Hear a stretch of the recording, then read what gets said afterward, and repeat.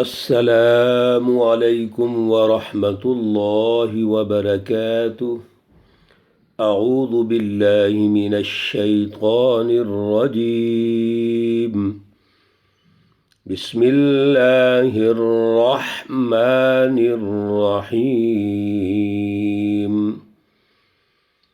ألم نشرح لك صدرك ووضعنا عنك وزرك الذي أنقض ظهرك ورفعنا لك ذكرك صدق الله العلي العظيم۔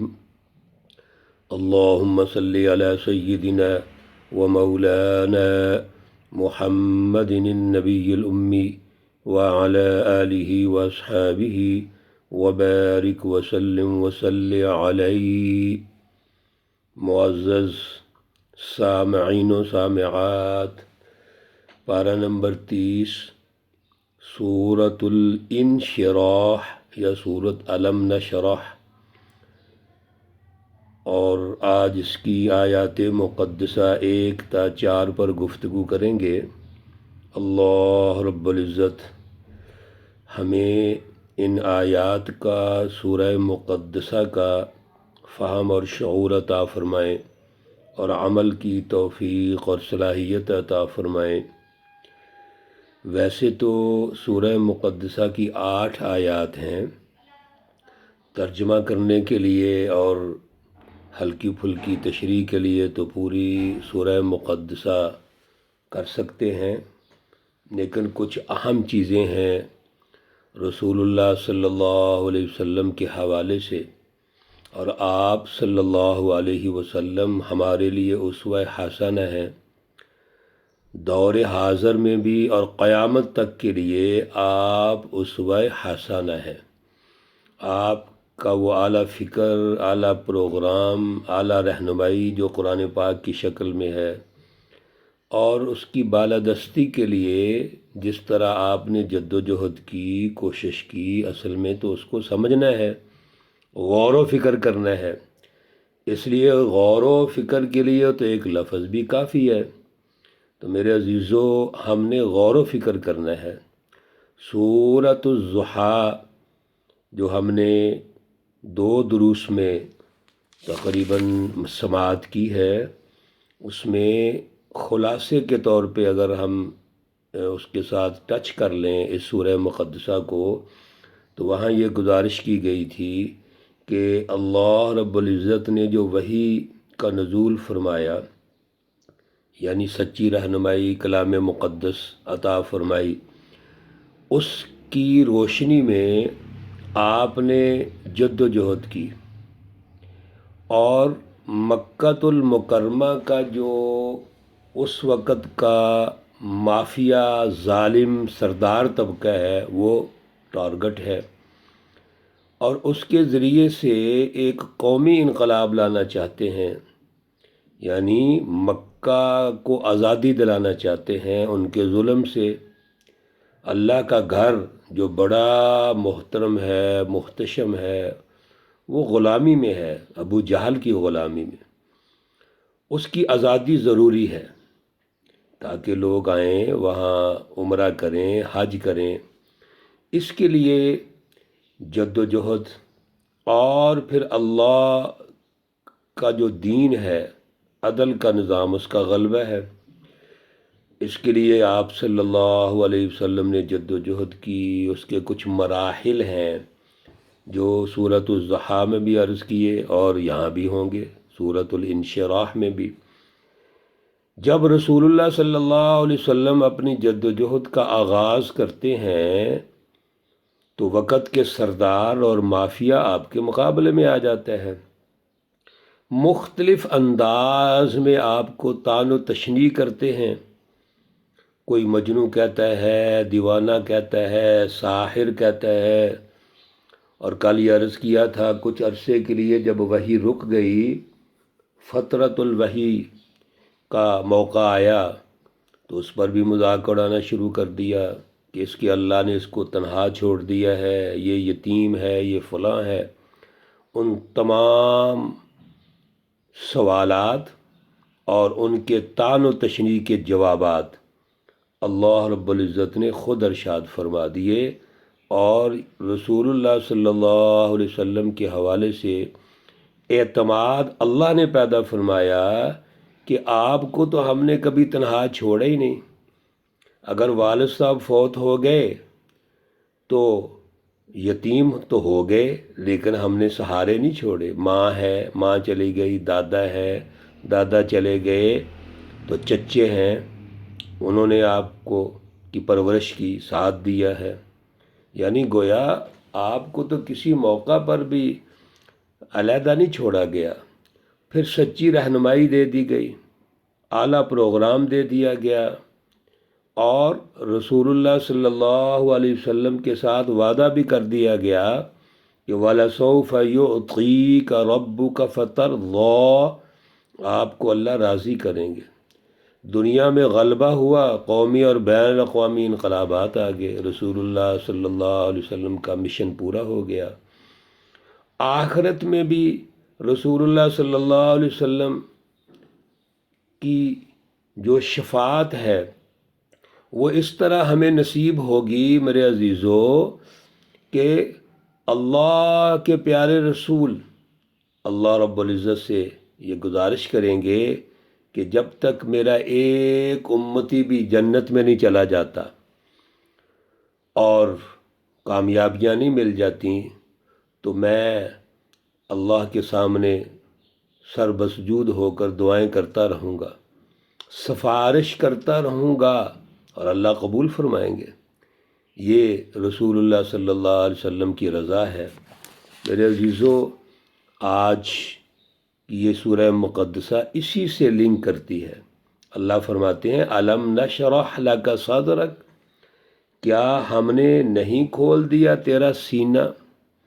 رسول اللہ صلی اللہ علیہ وسلم اللہ رب العزت کے جانشین ہیں، خلیفہ ہیں، دنیا کے اندر اللہ کے سسٹم کی بالادستی کرنا چاہتے ہیں۔ اس کے لیے سچی تعلیم کی ضرورت ہے، سچے ماحول کی ضرورت ہے، سچی جماعت کی ضرورت ہے، اور سب سے بڑی بات یہ سب کچھ کیسے ملے گا؟ جب سینہ کھل جائے گا، شرح صدر ہو جائے گا۔ تو اللہ رب العزت نے آپ کا سینہ کھول دیا، تمام وہ بنیادی علوم و معارف، لوازم نبوت، فرائض رسالت اور سچی جماعت کی تیاری کے مراحل، دشمن کا مقابلہ اور دشمن کے مقابلے میں صبر و تحمل، بردباری، حوصلہ، یہ سب کچھ اللہ نے رسول اللہ صلی اللہ علیہ وسلم کو عطا فرما دیا ہے۔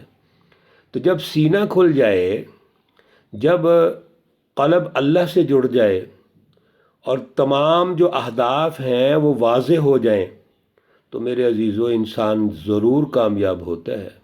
میرے رسول اللہ صلی اللہ علیہ وسلم نے جو ٹاسک اللہ نے دیا تھا اس کے تمام تر مراحل طے فرمائے ہیں، اس کی عقلی، عملی جتنے بھی مراحل ہو سکتے ہیں اور صلاحیتیں ہیں، ان کو بروئے کار لا کر حکمت عملی بنائی گئی اور مراحل طے کیے گئے، منصوبہ بندی کی گئی۔ چنانچہ اللہ رب العزت نے اگلی آیت میں یہی ارشاد فرمایا وَوَضَعْنَا عَنْكَ وِزْرَكَ، اور اتار رکھا ہم نے تجھ پر سے تیرا بوجھ۔ یہ وزرک بوجھ کیا ہے؟ یہ ذمہ داری ہے۔ اللہ رب العزت نے آپ کو جو ٹاسک دیا خدا شناسی کا، انسان دوستی کا، دین کے غلبے کا، دین کے عدل کے، سیاسی اور معاشی نظام کے غلبے کا، بالادستی کا، یہ ایک بوجھ اس لحاظ سے کہا گیا کہ یہ ذمہ داری ہے، بہت بڑا کام ہے۔ جب آپ کوئی بھی کام کرتے ہیں آپ اس کو ذمہ داری سے کرتے ہیں، یعنی یہ سمجھتے ہیں کہ میں نے کرنا ہی کرنا ہے، اس کے لیے جان مال سب کچھ قربان کرتے ہیں، تو آپ اس کو بوجھ سمجھ کر، یعنی ذمہ داری سمجھ کے کرتے ہیں تو ادا ہوتا ہے۔ تو اللہ کہتے ہیں کہ ہم نے آپ کا جو بوجھ ہے اتار رکھا ہے، اتار دیا، لیکن کیسے اتار دیا؟ پھونکوں سے اتار دیا، دعاؤں سے اتار دیا؟ نہیں، پلاننگ سے اتارا ہے، منصوبہ بندی سے اتارا ہے۔ رسول اللہ صلی اللہ علیہ وسلم منصوبہ بندی کرتے ہیں، جماعت سازی کرتے ہیں۔ 13 سالہ مکی دور جماعت سازی کا دور ہے۔ الذی انقض ظہرک، جس نے جھکا دی تھی آپ کی پیٹھ، یعنی وہ بوجھ اتنا بڑا ہے، اس بوجھ سے آپ کی پیٹھ جھک گئی، کمر جھک گئی۔ یہ ایک مثال دی جا رہی ہے کہ یہ کام اتنا بڑا ہے جی، مجھے اس نے جھکا دیا، مجھے اس کام کی وجہ سے بڑی محنت کرنی پڑی۔ یہ مقصد ہے۔ رسول اللہ صلی اللہ علیہ وسلم نے محنت کی۔ میرے عزیزو، جماعت سازی کا جو مکی دور ہے، اس کا ایک ایک دن، ایک ایک لمحہ، ایک ایک سیکنڈ اگر آپ اس کا مطالعہ کریں گے، اور ہم مختلف دروس میں مختصر عرض کر رہے ہیں، تو رسول اللہ صلی اللہ علیہ وسلم کو بڑی تکلیفیں پہنچیں، بڑی ذمہ داری سے آپ نے کام کیا، ایک ایک موتی اور ہیرا تلاش کیا، جماعت صحابہ تیار کی، اور پھر اس دوران کتنی تکلیفیں آئیں، کتنے کتنے سال فاقے کر اٹھانے پڑے، ہجرتیں ہوئیں۔ 2 دفعہ حبشہ کی طرف ہجرت ہوئی ہے، صحابہ کرام نے ہجرت کی، اور پھر تیسری دفعہ رسول اللہ صلی اللہ علیہ وسلم نے خود ہجرت کی مدینہ المنورہ کی طرف۔ تو سارے صحابہ کرام پر بھی لازمی ہے، خواہ عورتیں ہیں خواہ مرد ہیں، کہ وہ بھی مکہ کو چھوڑ کے مدینہ تشریف لے جائیں۔ یہ معمولی بوجھ ہے، لیکن جب رسول اللہ صلی اللہ علیہ وسلم نے تمام مراحل طے کر لیے، منصوبہ بندی کر لی، اور تمام تر عقلی اور عملی صلاحیتیں بروئے کار لائے، جد و جہد کی، رات دن ایک کر دیا، تو اللہ کہتے ہیں وَرَفَعْنَا، اور ہم نے بلند کر دیا، لَكَ ذِكْرَكَ، آپ کا ذکر، آپ کا جو ذکر ہے وہ ہم نے بلند کر دیا۔